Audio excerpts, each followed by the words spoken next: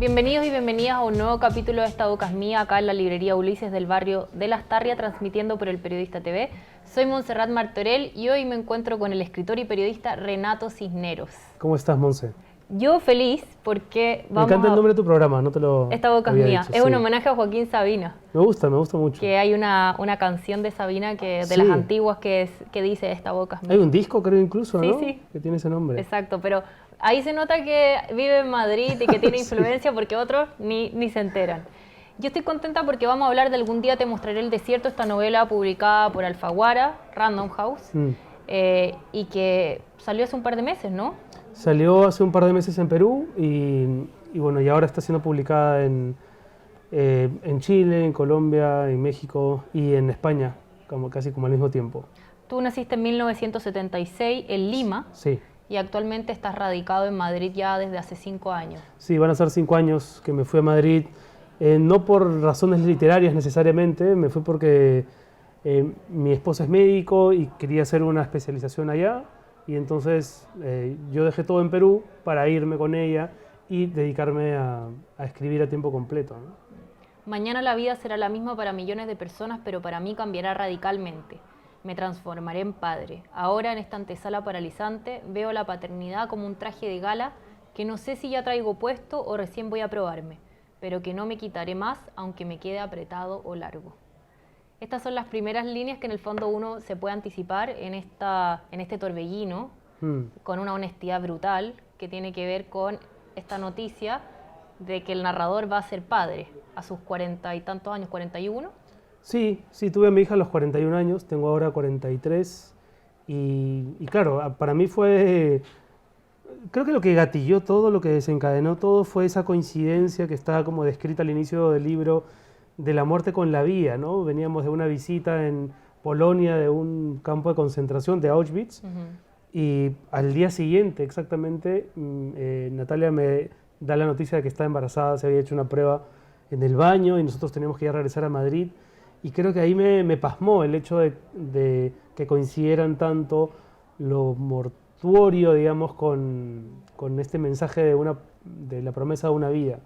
Y entonces empecé a llevar un diario simplemente para dejar constancia de lo que iba sintiendo, pero con el paso del tiempo, de los meses, me fui dando cuenta de que ese diario era imprescindible, porque yo me veía invadido por una serie de preguntas que, te soy sincero, no tenía con quién compartir. Con ella, por supuesto que no, porque se supone, y esta es una suerte de mandato social, cultural, uno tiene que respaldar a su esposa y proyectarle confianza cuando esté embarazada y no ser un alfeñique que se muere de dudas sobre si está listo para ser padre o no. Y por otro lado, con los amigos, a veces aparecían en las conversaciones estas dudas, pero lo cierto es que a los hombres se nos ha educado en sociedades como las nuestras para que ese momento de tu vida lo vivas con absoluto aplomo, con absoluta confianza y certeza respecto de lo que viene. El que sabe. El que sabe, ¿no? El cabeza de familia, el jefe de tribu, el proveedor, en fin. Y de hecho, en los diálogos con Natalia, ella refuerza mucho también esa idea. Muchas sí. veces como nos vas a hacer esto, Sí. o tú nos tienes que proteger. En el fondo también es como uno va entrando en esta carga que va teniendo el narrador, que bueno, eres tú también, un Sí, relato escrito en primera persona. Los dos, tanto ella como yo, hemos recibido una educación absolutamente machista, ¿no? Donde los roles han estado durante muchos años muy bien determinados, pero claro, de alguna manera el libro, sin haberlo pretendido desde un inicio, termina también un poco problematizando el tema de la masculinidad. El narrador es un tipo que claramente no se siente a la altura del desafío de la paternidad, y en la medida en que lo va explorando, va preguntándose cosas sobre su masculinidad, ¿no? Discute incluso el tema de la sexualidad, reflexiona sobre su propio padre, en fin, son 9 meses, digamos, cargados. Relaciones antiguas también Relaciones aparecen. antiguas, momentos previos, ¿no? En los que la paternidad no aparecía como una posibilidad, sino más bien como una negación. El libro se complejiza a medida que uno avanza. Al principio uno tiene la impresión de que, bueno, esta es la historia de él, pero luego se va abriendo y ahí va adquiriendo mucha riqueza. La riqueza también, porque no solamente está tu experiencia, también tú vas jugando con la experiencia de los escritores, con los hijos, con los que tuvieron hijos y los que no tuvieron, y cuáles fueron las razones. Yo busqué en un momento, como me había ocurrido cuando escribí una novela sobre mi padre, que se llama La distancia que nos separa, en un momento me pareció imprescindible detenerme en la investigación y empezar a leer libros de escritores sobre sus padres. Y me sirvió mucho para encontrar el tono, para determinar el punto de vista, etc. Igual aquí en un momento dije, a ver, si esto ya va a ser un diario y se va a publicar, porque originalmente yo no lo había empezado a escribir con la intención de publicarlo, pero cuando llegué a ese acuerdo con la editorial y con Storytel, que es una plataforma de audiolibros, para que sea un audiolibro, dije, bueno, quiero darle, exacto, más como riqueza literaria, y me puse a buscar libros, algunos los había leído y los releí, pero lo cierto es que los libros de autores sobre hijos son casi todos libros muy deprimentes, muy pocos celebran la paternidad. No sé. De hecho, muchos no tienen hijos, si uno se pone a investigar. También. O tienen hijos que están enfermos, o que cayeron en una enfermedad, o que murieron, ¿no? Sergio del Molino, Laura Violeta, bueno, Isabel Allende Paula, Joan Didion en El año Joan del Didion, pensamiento mágico. que tiene ese libro Pablo sobre Neruda su te esposo. faltó, porque Pablo Neruda también ahí tiene una relación con la su hija. Con la hija claro, que niega más bien, ¿no? Que no niega, acepta. que decía que era un monstruo imperfecto. Sí, sí, terrible eso. Bueno, no todas las lecturas, digamos, las puse en el libro. Claro. Pero Joan Didion tiene un libro sobre su hija Quintana que se llama Noches Azules, que es brutal. Claro. Kenzaburo Oe sobre su hijo que nació con un problema cerebral, que luego se convirtió en una celebridad musical porque se volvió un compositor impresionante, pero tiene 2 libros sobre su hijo. A Tolstoy también hablan, los 13 hijos de Tolstoy. Sí, sí, entonces como que todos los libros donde aparecían los hijos, desde el punto de vista literario, no desde el punto de vista de los manuales, eran libros o terribles o deprimentes que en algunos casos preferí ni siquiera terminar de leer. Y la escritura de la intimidad también, porque aquí hay mucha intimidad. Yo te preguntaba recién, porque uno en general cuando termina un libro la gente pregunta, ¿y quedaste contento? Y es como, no sé si hacerte esa pregunta, porque Sí. quedaste contento es brutal lo que hay aquí. Aquí hablábamos recién, hay cuestionamiento a la sexualidad, recuerdo, una crisis de pareja. Sí. A los pocos meses de que nace Julieta, Sí, que es la hija de Sí. Renato, y un mundo que se te abre. Entonces uno está ahí como un testigo mirando muy de cerca tu propia intimidad. Bueno, de acuerdo, el arco narrativo de este libro tiene un punto de quiebre que es el nacimiento y a partir de ahí empieza a generarse una crisis que vuelve el relato, sí, más sombrío, más pesimista, más deprimente. Pero por otro lado es lo que me ocurrió, ¿no? Y yo no lo he querido contar con esa carga, digamos, de negatividad para hacerlo más interesante o literariamente El diálogo potente. con el psiquiatra es real. Sí, eso es real. Ese diálogo no les puedo contar porque sería hacer un spoiler, pero tiene un diálogo con el psiquiatra magistral y uno dice como ese hombre, como yo tan había hecho psicoanálisis mucho empoderado. tiempo, durante 9 años, entonces cuando me vi en la crisis porque ¿Te hay una mandaron al crisis, psiquiatra? pero además hay una crisis, Monse, que es una crisis bastante más común de lo que uno cree, ¿no? Si uno revisa los indicadores de ruptura de matrimonios después del nacimiento del primer hijo, son impresionantes, son incluso entristecedores, ¿no?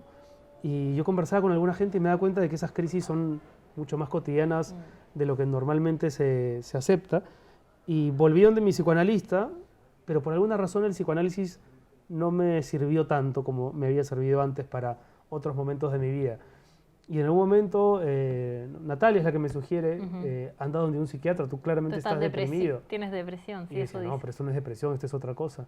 Y claro, quien ha hecho terapia psiquiátrica sabe que el psiquiatra tiene una manera de conducir, una metodología distinta, mucho más apremiante, y salieron cosas que también ahí resultaron interesantes, ¿no? Yo no sabía que estaba, por ejemplo, padeciendo el síndrome del impostor, que es un síndrome quizá contemporáneo, pero que es muy frecuente y que afecta a la gente que no se siente responsable de las cosas buenas que hace. Claro, todo tiene que ver con lo externo, con quizás circunstancias.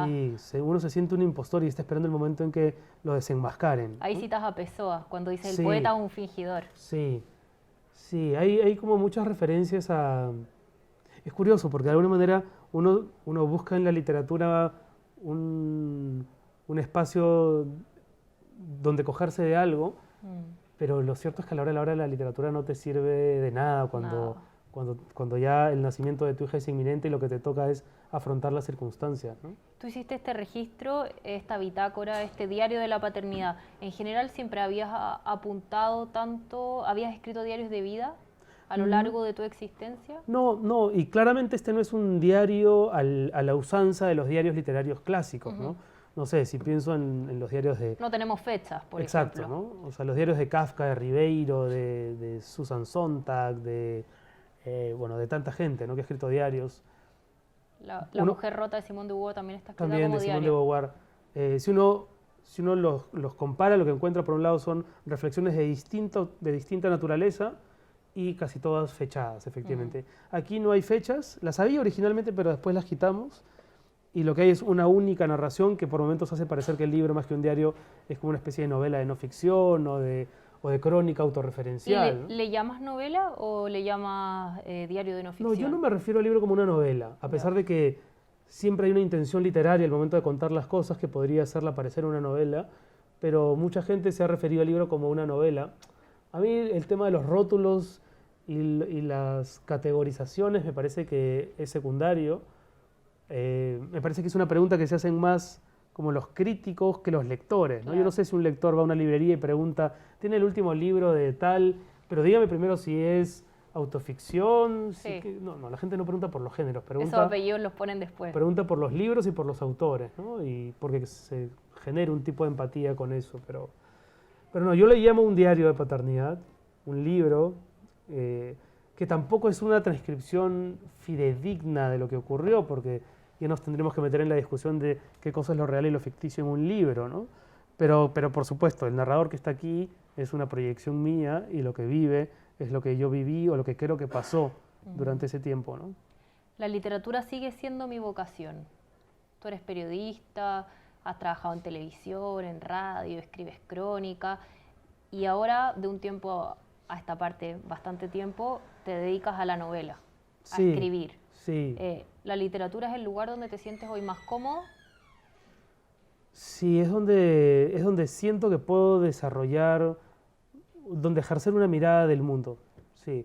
El periodismo me gusta, pero es claramente un trabajo subalterno a la literatura y es un trabajo, por supuesto, alimenticio o alimentario, pero no es donde yo me siento más realizado, ¿no? Ahora, cuando pienso en la literatura, pienso en escribir y en leer, ¿no? Porque leer, digamos, es el paso previo a escribir. Y si yo no hubiese leído determinados libros, quizás no hubiese escrito los libros que he escrito. Entonces es donde más me gusta estar, es donde más cómodo me siento. ¿Pensaste mientras escribías este libro o las respuestas que te han venido llegando ahora con los primeros meses de la publicación que uno va encontrando nuevas respuestas, que estabas haciendo algo nuevo que no se había hecho, como llegar al centro del hombre, de lo masculino, de la intimidad, así como... No, igual que cuando escribí sobre el libro sobre mi padre, sobre mi familia paterna, no tenía ninguna sensación respecto de si estaba cubriendo algún tipo de vacío, porque esa es una preocupación, me parece más como de índole editorial, casi como comercial. Pero te lo han dicho. O sea, sabía que había ocurrido, que había, por supuesto, autores que ya... Ninguna preocupación de estas es nueva, ¿no? O sea, muchas veces los escritores sentimos necesidad de escribir sobre tópicos que ya se han tocado, pero de lo que sí me di cuenta después, a raíz de algunas lecturas, siempre los lectores terminan iluminando más el libro que uno cree haber escrito, ¿no? Y le dan como un nuevo valor y te dicen cosas que están ahí pero que tú no habías previsto que estuvieran. Por ahí los lectores me decían, oye, pero este libro efectivamente viene a mostrar un lado más vulnerable de los hombres en un momento en el que se viene discutiendo la masculinidad desde otros ángulos y otros vértices. La desconstrucción, Exacto. El hombre que obviamente ahora empieza a cuestionarse, el feminismo, y eso todo me ese gustó. ambiente, este libro probablemente hace 5 o 10 años hubiera tenido otro sentido. Sí, hoy es un momento en el que la masculinidad se está revisando desde el punto de vista feminista, cosa que me parece atinada, urgente, importante. Adhiero a ese tipo de indagación, pero también me parece valioso poder hablar de una cosa que en la mente de los hombres está como erradicada, que es el miedo, ¿no? Se nos ha educado para no sentirlo, para rechazarlo, para no incorporarlo como un elemento que también puede decidir que puede, digamos, influir en nuestras decisiones y regir nuestras relaciones. Y acá para hay mí, miedo, para mí es casi como un informe sobre el miedo, digamos, sí. ¿no? Como el informe sobre ciegos, informe sobre el miedo. Sí, es verdad. Y los hombres también nos podemos ver muy frágiles y muy vulnerables ante determinadas circunstancias, por más que el mandato cultural social nos haya hecho pensar que es el momento de la vida en que más tenemos que tener los pies puestos sobre la tierra, ¿no? Renato, me parece que el título Algún día te mostraré el desierto es muy bonito, tiene mucha poesía y además tiene mucho que ver con esta crisis personal, el desierto, como Sí. la crisis del individuo. Y la promesa también que algún día le va a mostrar Bueno, el desierto y que lo dice exactamente bellamente en un viaje que tampoco les puedo contar. Lo has leído tal cual, porque no, el título original, para que veas lo malo que soy poniendo títulos, era Diario de Paternidad. Ah, sí, no. A seca. Y te así, dijeron los árido. editores hay que ponerlo bajo. Y el editor, Jerónimo Pimentel, me dijo, tu título está dentro del libro. Una vez más, me había pasado lo mismo con el libro sobre mi padre. Y me dijo, ahí está en una anotación. Y me dijo, algún día te Al mostraré final el de uno de los desierto. capítulos, de hecho. Sí, cuando que están en Marruecos. Estamos en Marruecos, yendo al desierto, y hablando con mi esposa sobre que ella está embarazada, sobre nuestra hija, y en un momento pongo, si algún día volveremos aquí, algún día te mostraré el desierto, sin más intención que esa, ¿no? Que esa literal. Sin embargo, como muchas veces ocurre con los títulos, van adquiriendo otro tipo de significado. Y total, es una metáfora de la crisis. Que además se va a venir porque todavía está ahí como quieta, Sí, pero tú después sí. haces una reflexión cuando dices que uno va leyendo en otros libros tormentas que después se van a avecinar a uno mismo. Sí, Como sí. que llegan estos libros, estos autores a hablarnos de cosas que nosotros anticipamos que pueden suceder. Y ahí tú juegas un poco con que sabes sobre el futuro. Con el lo dices libro varias de veces. Kureishi, ¿no? Sí, Intimidad. Como que Con Intimidad. mi... Precioso libro, léalo, sí. también es un libro maravilloso. Como que mi química con ese libro está, digamos, tiene que ver con alguna suerte de premonición respecto de que yo voy a vivir algo parecido a lo que ese personaje vive en el relato de Kureishi. Pero claro, además este título es una promesa, es la promesa de una conversación, pero después también hay otro nivel que es bien interesante. En la tradición judeocristiana, el desierto, digamos, es la escenografía de las grandes transformaciones, ¿no? Es por donde tuvo que transitar la humanidad antes de consagrarse, antes de encontrar una tierra prometida. Paul Auster tiene una frase que es algo así como, todo desierto tiene una tierra prometida, ¿no? Y uno también podría pensar que no toda tierra prometida tiene un desierto, es decir, a veces uno aspira a la felicidad cuando en el fondo lo único que uno busca es más o menos un poco de armonía, y en ese sentido creo que sí, que todo desierto puede desembocar efectivamente en una tierra prometida. Y por otro lado, Lima es un desierto. Lima es un conjunto de 3 valles levantados sobre un gran pedazo de terreno desértico. Y si uno lo quiere ver también de esa manera, el título es casi como una forma de decirle a mi hija, algún día también hablaremos del lugar de donde yo vengo, De ¿no? Lima. Tú has nacido en España, pero yo necesito ejercer también un relato sobre el Perú para ti. Y también eso es bonito, ¿no? Cuando estás en otro lugar que no es el tuyo y nace una hija ahí, también tu país se convierte en un discurso, en un relato, en una narrativa. Si tú te preguntabas al inicio de este relato, decías, ¿cómo le vamos a hablar después? ¿España será el lugar donde nació? ¿Será la tierra que la va a acoger para siempre? Sí. Empiezas a jugar mucho con esta como autoconciencia, porque obviamente tú como narrador y el narrador de Algún día te mostraré el desierto sufre el mal de la autoconciencia, pero no se le escapa nada. Sí, que todo el tiempo juega con la especulación de lo que podrá ocurrir y también con el tema de qué hubiera ocurrido si el pasado se hubiese estructurado de otra manera, ¿no? Y se ponen todos los típicas planos. neurosis de escritor, Sí, ¿no? lo que dicen los padres de Natalia, la familia que condena porque se va. Hay muchas voces y él las tiene siempre presentes, pero finalmente igual hace lo que quiere. ¿O no? Más que lo que quiere, lo que puede, ¿no? Lo que puede hacer. Lo que puede. Pero sí es verdad que una crisis se va gestando muy internamente, pero cuando explota afecta a todo el círculo y es muy tenso y muy difícil poder tramitar con todo eso, porque llega un punto en el que tú ya no quieres escuchar absolutamente a nadie, ¿no? El epígrafe de Kafka, ¿no? Que es algo así como gritar en el desierto o conversar, no, ya ni lo recuerdo, es como conversar con un humano o gritar en el desierto. Confesarse a un ser humano o gritar en el desierto generalmente viene a ser lo mismo. Yo me sentía muy en el desierto en esa etapa, porque hablaba con amigos que inmediatamente me me daban una recatafila de consejos que yo no les estaba pidiendo. Y había como mucho juicio moral también, ¿no? Claro. Un hombre que se separa está, por supuesto, casi siempre visto como un tipo sin agallas, que no dio lo suficiente. Y probablemente sea así, pero también... Y sobre todo a los 6 meses de la hija, Sí, que a eso era lo que sí. más tú repetías ahí. Julieta tiene 6 meses y yo ya me voy a Sí, Lima. sí, no, no ha sido, por eso te digo, no ha sido nada fácil ni sentirlo, ni vivirlo, ni escribirlo, ni publicarlo, Ni en 20 ni años cuando promocionarlo. Julieta lo lea, Sí, van a tener sí. esa conversación en el desierto. Vamos a tenerla. Por lo menos es bonito saber que en un momento del futuro hay pendiente una conversación con mi hija. Y aparte que es a Julieta que me enseñó a caminar, ¿no? Sí, Esa la era dedicatoria creo que es... esa era la dedicatoria. A Julieta que me enseñó a caminar. Sí. Sí, porque a veces, claro, uno cree que es uno el que educa a los hijos y que es uno el que los forma y el que los coloca en el mundo para que se valgan por sí mismos, pero se olvida o no contempla o quizá el discurso se desacomoda un poco cuando te das cuenta que son los hijos los que también te moldean a ti Claro. y los que te van formando también a ti, ¿no? Ahí citas a Alejandro Zambra que dice, los padres quieren que los hijos sean perros, pero son siempre gatos. Sí, los hijos siempre son lo que quieren ser, por más que uno insista en darles una determinada estructura y en incentivar su vocación y en gestionar su futuro. Sí. Es decir, muchas veces ocurre y efectivamente los hijos siguen las huellas de los padres, pero cuando genuinamente tienen un camino distinto, tarde o temprano, lo van a tomar, ¿no? Sí. Renato cita a 2 autores, acabo de decir a Zambra y a Fuguet también. ¿Son amigos tuyos?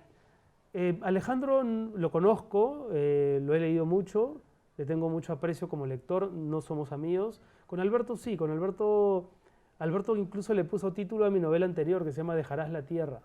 Un día estábamos en Cartagena conversando y yo le decía, mira, tengo esta novela que es sobre mi familia paterna, una historia llena de ilegitimidades y secretos. Tu padre, que para los que no sepan es el general Cisneros, que Sí. fue un hombre importante dentro del ejército, fue ministro del Interior, también ministro de Guerra. Sí, muy admirador de Pinochet. Mi padre tenía en su escritorio una foto con Pinochet, 2 fotos con Pinochet, y otra con Videla y otra con Galtieri y con, bueno, en fin, con todos los dictadores de ese tiempo, ¿no? Esa fue una de las, digamos, de las como heridas con mi padre, ¿no? De no entender muy bien la lectura que él tenía del mundo y yo más bien provenir de su propia entraña prácticamente, pero ser o sentirme tan distinto, ¿no? Pero eso te lo decía porque, bueno, la novela que se llama Dejarás la tierra... Que Fuguet te puso el nombre. Sí, Alberto, que es un estupendo editor además, le dije cuáles eran mis títulos posibles y me dijo, ¿no tienes un epígrafe como que corto? Y le dije, bueno, hay un epígrafe bíblico que es algo así como Yahvé cuando le dice a Moisés, dejarás la tierra de tus padres para irte al territorio que yo te mostraré, o algo así. Y Alberto me dice, bueno, ese es tu título. Y después él mismo se corrigió y me dijo, no, es demasiado largo, dejarás la tierra de tus padres, dejarás la tierra. Y me gustó porque todos los hombres de esa novela son hombres que se hicieron a sí mismos fuera del lugar donde nacieron, y yo terminé de escribir esa novela en España, ¿no? Lejos de mi país natal. Entonces, como que todo parecía una coreografía muy bien estructurada. Así que le tengo mucho cariño a Alberto, ¿sí? Renato, para terminar, la sombra de esta novela está muy clara. Lo oscuro, lo que duele decir en voz alta. ¿Dónde están para ti las luces más importantes en Algún día te mostraré el desierto? Bueno, si este libro tiene una parte luminosa, es que creo que la frontera entre la oscuridad y la luz en este libro es como muy débil, muy frágil, ¿no? Hay momentos que son claramente oscuros, pero donde también hay luz. De hecho, el desierto es eso, ¿no? O sea, el desierto es el campo de lo estéril, de las vidas rapaces, donde no parece haber ninguna señal de vida, y sin embargo, la vida siempre se las arregla para brotar incluso en esos lugares tan absolutamente infértiles, ¿no? Inhóspito.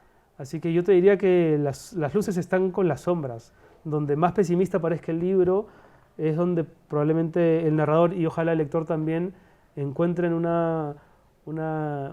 algún tipo de esperanza, ¿no? Y lo que sí me gustaría es que los lectores que no tengan hijos y que lean el libro sí que se planteen si están hechos para ser padres, porque la paternidad muchas veces es también una imposición cultural. La gente siente que se realiza por ser padre y ya vemos claramente todos los días que hay gente que no debería haberse reproducido, ¿no? Así es. Muchas gracias, Renato Cisneros, por A ti, acompañarnos a aquí. ti, Montserrat, muchas gracias por la invitación. Esperemos que vuelvas pronto con alguna otra novela, con Ojalá, alguna otra ojalá, en historia. el futuro seguro que sí.